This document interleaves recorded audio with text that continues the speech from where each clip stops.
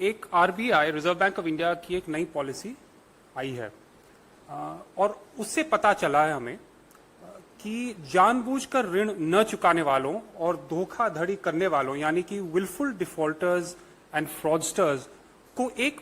मुक्ति का रास्ता दिखाया जा रहा है, उनको क्लीन चिट दिलाने का प्रयास किया जा रहा है। 8 जून 2023 को आरबीआई ने एक framework for compromise settlements and technical right offs के तहत निर्देश जारी किए। इसमें साफ लिखा है कि banks and other regulated entities, I quote, may undertake compromise settlements or technical write-offs in respect of accounts categorized as willful defaulters or fraud without prejudice to the criminal proceeding underway। यानी कि इन्हें अब समझौता करने की अनुमति दी गई है। All India bank officers confederation और all India bank employees association, जिनके 6 लाख मेंबर्स हैं,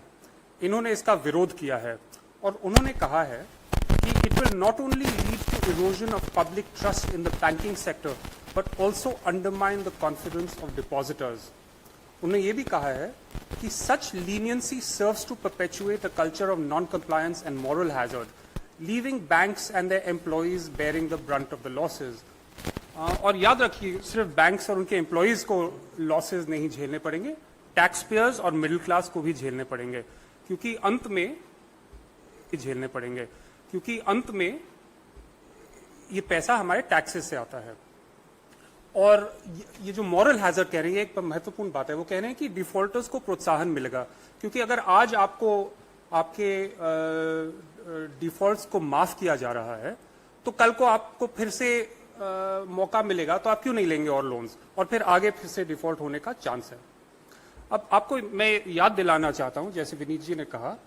कि मिडिल क्लास, मध्य वर्ग को निरंतर ईएमआई और कर्ज का बोझ चुकाना पड़ रहा है, उनको अनेक परेशानियां हैं,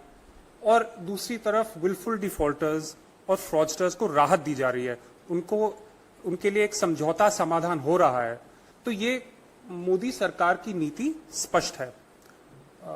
मिडिल क्लास के खिलाफ है, विलफुल डिफॉल्टर्स के पक्ष में है।